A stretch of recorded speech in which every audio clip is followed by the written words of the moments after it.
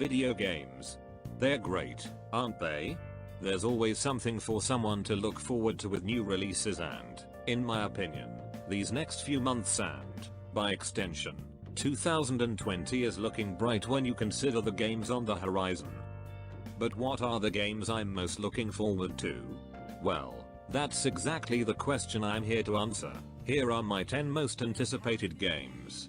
In no particular order, mind you. During the Xbox 2019 E3 press conference, as their big final game, Microsoft showed to the world the first actual trailer for Halo Infinite. Now, they didn't show any gameplay, so it's hard to make a judgment on whether the game's actually for me or not, but I've had a passing interest in the Halo series for the past few years now and, in fact, I have played Halo 2 in the past, so I have some experience to fall back on.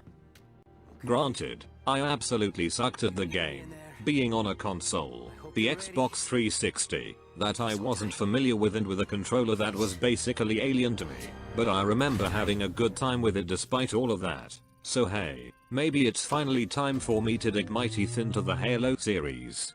When it comes out next year and probably for Microsoft's next gen console, which I probably won't own for quite a while. Regardless, Halo Infinite looks interesting so far. Welcome back, Chief. Being a big fan of Marvel and all, even though I haven't made that clear on this channel before, you can rightfully expect that I'd be excited for Marvel's Avengers, which is being developed by Crystal Dynamics, and that alone is enough to catch my attention, seeing as they've developed games like Rise of the Tomb Raider? Yeah, that. Anyway though, despite the character models looking somewhat uncanny valley-esque, everything else looks great. The basic story is that the events of the game are set post-A-Day. Think of this like D-Day, except it was supposed to celebrate the heroics of the Avengers, but everything went to crap fast, and yeah, that's kind of it so far. Not all too intriguing, mind you, but the story is obviously not the main focus of this game, more so the ability to play as the Avengers, except for Hawkeye. He's not important enough, I guess. And with what's been shown so far in terms of gameplay, this is definitely a game to keep an eye on come 2020. God knows I will at least try to get my hands on it when it releases. I've had my eyes on Luigis Mansion 3 for a while now. It's never been a game that I was at all extremely and overwhelmingly excited for, but it's one I've been looking forward to nonetheless. My first taste of the Luigis Mansion series was with Luigis Mansion 2, Dark Moon, when I picked it up in 2014. I had a pleasant time with it, I enjoyed myself throughout, and overall I thought it was a solid enough game. Never have played the original Luigis Mansion though, but I hope to at some point in the future. What I'm trying to say here is that I'm confident in Luigis Mansion 3. I by no means think it will be my standout title of the year, but I think I'll have a good time with it regardless. At the very least anyway, it will keep me occupied in time for the release of a later entry on this list. Oh, and appropriately enough, Luigis Mansion 3 has the release date of the 31st of October of this year. That's just a really cute touch, in my opinion. There's been a lot of controversy around this one for various reasons, but you're out of your mind if you think I'm gonna touch on that mess. Anyway, when it comes to the Borderlands series, I've always been intrigued, at the very least, by its really neat stylistic visual presentation. It's got that comic book-like aesthetic to it and I love that. But yeah, I've been wanting to play these games for years, which is a wonder why I haven't yet if I have been wanting to for so long. But regardless, I think I'm finally gonna take the opportunity to sink my teeth into the Borderlands series with Borderlands 3, which releases not far out from this video, or already has depending on when this video comes out. But other than its visual presentation, I have heard that the gunplay in the Borderlands series is super fun, and I love a good combat system, so we'll see. So the Final Fantasy VII Remake is, oh god damn it, I should have put this at number 7. Anyway. This game means so much to people that it's kind of ridiculous how big of an impact it's had on so many people. Not me though, I didn't play it, it was before my time. In fact, I've never even played a Final Fantasy game before. I've given consideration to 15, but when taking into account what I've heard about 15, it's probably for the best that I only considered it. My point being, much like what I said with Halo Infinite and Borderlands 3 previously, I'm hoping this'll be the time I finally get to sink my teeth into this series. I mean, I love a few of the game's characters already just from basic knowledge, and a game, an RPG for that matter, with good characters, automatically gets a plus in my book. We'll see though, I might be too distracted by a later entry on this list to give the Final Fantasy VII Remake any thought come its time of release. We know very little about this game so far, but bloody hell, it's Breath of the Wild 2, an actual story sequel to a Zelda game. I mean, sure, there's Majora's Mask which is basically a sequel to Ocarina of Time, but this is only made clear by an easily missable line of dialogue, but it's not in any way a continuation of Ocarina of Time's story. I'm getting off track here, I apologize. But yeah, considering how big the original Breath of the Wild was, not only in terms of gameplay but in terms of impact too, there being a sequel in development on the Switch for it is massive. Again, there's not much to go off at the moment, so I can't really give any deeper thoughts or whatnot, but the idea of there being a sequel to one of the biggest games out there that is likely to be even bigger is not only a terrifying thing for me since I'm nowhere near done with the original Breath of the Wild, I've barely started, actually, but is also super exciting. I can't wait to find out more about this one, and I imagine a lot of other people can't either.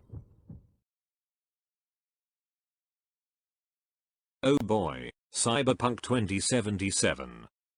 What can I say about this game that already hasn't been said by so many people? This game, next to the Final Fantasy VII Remake, is probably one of, if not, the most anticipated game release for 2020, and it's easy to see why.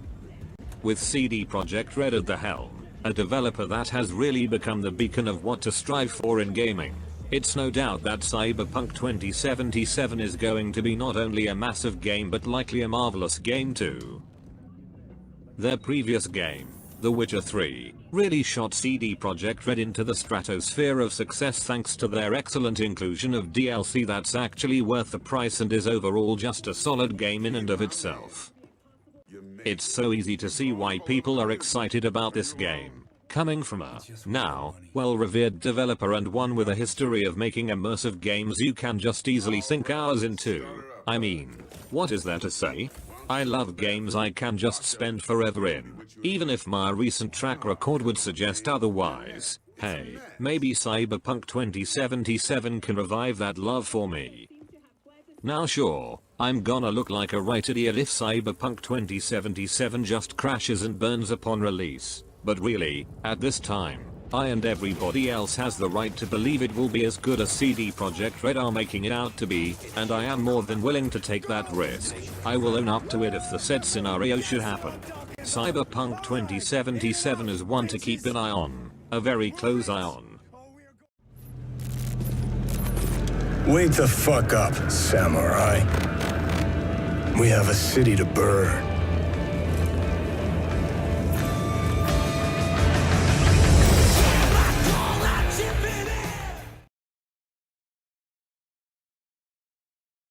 Originally, Animal Crossing New Horizons was meant to release this year, 2019, but was instead pushed back to 2020 to ensure it'd be released in its best possible state and to not put too much strain on the people behind putting the game together, which is an admirable thing to see Nintendo do, by the by.